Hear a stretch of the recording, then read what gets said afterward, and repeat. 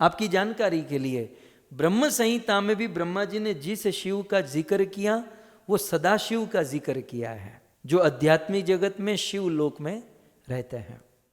तो सदाशिव के विषय में कहते हैं क्षीरम, क्षीर माने दूध, यथा दधि, क्षीरम यथा दधि, यथा माने जिस प्रकार क्षीर दूध दही बनता है। कैसे बनता है ब्रह्मा जी सिखाते हैं, सीख लीजिए।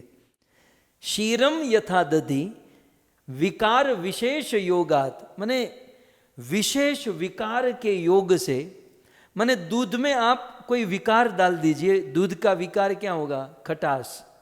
दूध में आप खटास डाल दीजिए या कोई दही डाल दीजिए थोड़ा सा, और फिर रात को बंद करके रख दीजिए, वो सुबह जो दूध है वो दही बन जाएगा। तो क्षीरम यथा दधि विकार विशेष योगात, जैसे दूध किसी खटास के संयोग में आता है तो वह दूध संजायते नहीं तत पृथगस्ति है, तो वह दूध दही बन जाता है। और जब दूध दही बनता है तो एक बात यहां पर बताई गई है कि नहीं तत पृथक अस्ति है, तो तब वो दूध और दही को पृथक नहीं माना जाएगा। जैसे दूध ही दही के रूप में कन्वर्ट होता है, ऐसा नहीं कि दूध दही बन गया तो दही अलग है दूध अलग है, दूध ही दही बन जाता है। ठीक उसी प्रकार भगवान श्री कृष्ण ही कुछ विशेष कार्य करने के लिए सदाशिव का रूप धारण कर लेते हैं। प्राय ये श्लोक आप सब जानते हैं, मैं इसमें केवल एक आपको निवेदन करना चाहता हूं कि यह श्लोक केवल कार्य और कारण को साबित करने के लिए ब्रह्मा ने निवेदन किया। विकार को ज्यादा ये फोकस मत कीजिए, कार्य और कारण। जैसे दही का कारण कौन है, दूध है, ठीक उसी प्रकार सदाशिव का कारण कौन है, भगवान स्वयं कृष्ण है जो सदाशिव के कारण है। तो ऐसे भगवान सदाशिव कृष्ण के अंश के रूप में भगवान सदाशिव प्रकट हुए और आध्यात्मिक जगत में शिव लोक में रहते हैं। और वही सदाशिव अपने एक अंश से, देखिए वो 11 रुद्र प्रकट होते हैं ना, वो 11 रुद्र किसके, सदाशिव से 11 रुद्र होते हैं। और दूसरा सदाशिव जो है वो सदा के लिए है, जिनकी कभी मृत्यु नहीं होती, वो सदा है। और वो सदाशिव जो है वो शिव तत्व है। जैसे होता है ना जीव तत्व, ईश तत्व, अवतार तत्व या फिर शक्ति तत्व, ऐसे हम तत्व कहते हैं।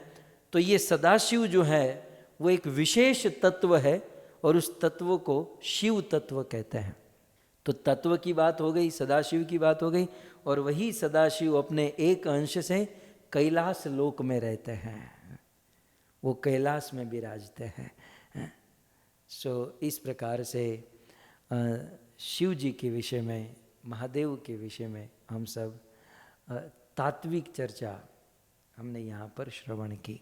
कई बार समाज में एक ऐसी धारणा है कि नहीं नहीं, अब आपने देखा भागवत के श्लोक के अनुसार और ये सब, लेकिन फिर भी कुछ लोग जो ज़्यादा ज्ञान नहीं रखते, केवल थोड़ा बहुत टीवी सीरियल से देख लेते हैं, थोड़ा सा पढ़ लिख लेते हैं, तो एक एक्सक्यूज़ क्या देते हैं कि नहीं शिव जी बड़े हैं और राम छोटे हैं। तो हम कहते हैं क्यों, तो बोले भगवान रामचंद्र ने जब लंका जाना था, समुद्र को पार करना था, तब भगवान रामचंद्र ने शिवलिंग की स्थापना की और भगवान रामचंद्र ने शिव की पूजा की। तो राम शिव जी की पूजा करते हैं, इसका मतलब यह है कि राम छोटे हैं, शिव जी बड़े हैं।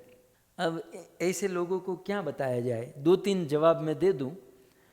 अब राम ने शिव जी की जीवन में एक बार पूजा की, लेकिन ये तो देखिए शिव जी ने राम की जीवन में कितनी बार पूजा की। तो राम शिव जी की पूजा इसलिए करते हैं क्योंकि भगवान रामचंद्र अपने भक्तों की महिमा बढ़ाना चाहते हैं। इसलिए भगवान के विषय में आया ना भक्त वत्सल, भगवान चाहते हैं कि मेरी महिमा भले न बढ़े, मेरे भक्त की महिमा बढ़नी चाहिए। पितामह भीष्म को देख लीजिए, अपनी महिमा भले बिगड़ जाए लेकिन भक्त की महिमा होनी चाहिए। सो भगवान रामचंद्र शिव जी की, शिव जैसे भक्त की महिमा, वैष्णव की महिमा बढ़ाने के लिए शिव जी की पूजा की। फिर भी एक सरल बात मैं आपको एक प्रैक्टिकल बात बताऊं, मुझे आप इस प्रश्न का मन में ही जवाब दीजिए, मैं समझ जाऊंगा कि बाप और बेटा दो होते हैं। मैं आपको प्रश्न पूछूं, बाप बेटे की सेवा ज्यादा करता है कि बेटा बाप की सेवा ज्यादा करता है? बिल्कुल प्रैक्टिकल जवाब दीजिएगा।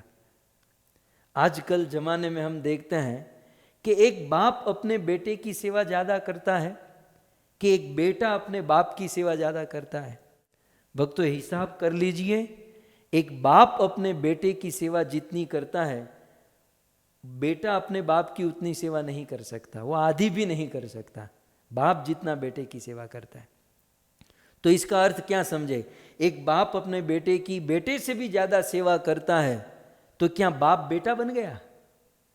बाप प्रेम के खातिर अपने बेटे की सेवा करता है, अधिक सेवा करता है, लेकिन फिर भी बाप बाप होता है, बेटा बेटा होता है। सो भगवान रामचंद्र ने शिव जी की पूजा सेवा की, तो भगवान भगवान है और भक्त भक्त है, लेकिन फिर भी तात्विक दृष्टि से भी यदि हमें समझना हो तो भगवान रामचंद्र ने उस रामेश्वर में, समुद्र के तट पर धनुषकोटि तीर्थ आज भी है, तो भगवान ने रामेश्वर की स्थापना, शिवलिंग की स्थापना की, और भगवान रामचंद्र ने टाइटल उनका नाम दिया रामेश्वर। होता ही है, ये शिव जी को ईश्वर ही कहते हैं, बेलेश्वर, ये ईश्वर, वो ईश्वर, गोपेश्वर, तो भगवान ने रामेश्वर वहां पर नाम दिया कि राम के ईश्वर रामेश्वर। तो जब भगवान श्री रामचंद्र ने ये नाम दे दिया तो दुनिया के मनुष्यों ने इसका मतलब क्या समझा, रामेश्वर का मतलब क्या समझा? मैं आपको श्लोक में दिखाऊं। दुनिया के लोगों ने रामेश्वर का नाम समझा रामस्य ईश्वर इति रामेश्वर। रामस्य ईश्वर, रामेश्वर का अर्थ क्या है? सारे मनुष्य बोल पड़े कि रामस्य ईश्वर, राम के ईश्वर हैं शिव जी, इति रामेश्वर, इसलिए इसका नाम रामेश्वर हुआ, इसलिए रामेश्वर भगवान की जय।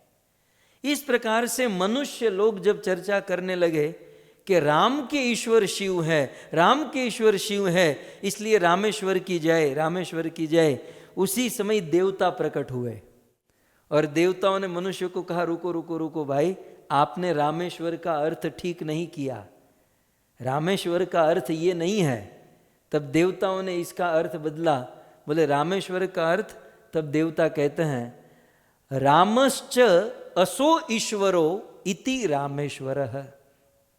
देवताओं ने ये डेफिनेशन दी, बोले रामेश्वर का मतलब, अब थोड़ा सा क्लेरिफिकेशन, थोड़ा सा समझो, रामेश्वर का अर्थ क्या है?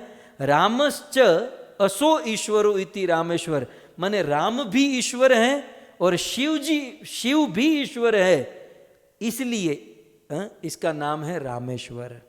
तो रामेश्वर माने राम ईश्वर और शिव भी ईश्वर, ये दोनों ईश्वर है, इसलिए इसका नाम रामेश्वर। तो सब लोग जय जयकार करने लगे, राम भी ईश्वर, शिव भी ईश्वर, सो रामेश्वर भगवान की जय। अब मनुष्यों ने कहा कि राम के ईश्वर शिव है, देवताओं ने कहा राम भी ईश्वर, शिव भी ईश्वर। शिव जी से नहीं रहा गया, शिव जी आकुल व्याकुल हो गए और सदा शिव या कैलाश के निवासी वहां पर आए और शिव जी ने कहा देवताओं तुम भी चुप रहो, मनुष्य तुम भी चुप रहो, ये रामेश्वर का अर्थ मैं स्वयं बताऊंगा। तब शिव जी ने फाइनली लास्ट में रामेश्वर का अर्थ कहा, बोले रामस्य, राम अस्य ईश्वरः स रामेश्वरः, राम यस्य ईश्वर स राम, राम ही जिसके ईश्वर है वही रामेश्वर है। ये शिव जी ने अर्थ बताया कि राम ही जिसके ईश्वर। अब रामेश्वर का ये अर्थ फाइनल हुआ कि रामेश्वर माने राम ही जिसके ईश्वर है उसे रामेश्वर कहते हैं। सो इस प्रकार से स्वयं देवाधिदेव महादेव ने अपने आप को, अपनी पहचान, ये महादेव ने अपनी पहचान बताई कि मेरी पहचान क्या है? मेरी पहचान जो राम मेरे ईश्वर है, मैं राम का सेवक हूँ, मैं राम का भक्त हूँ, ये शिव जी ने अपनी पहचान बताई। सो भक्तों, तत्व की दृष्टि से और लीला की दृष्टि से हमने कुछ हद तक शिव जी के स्थान को समझने का प्रयास किया।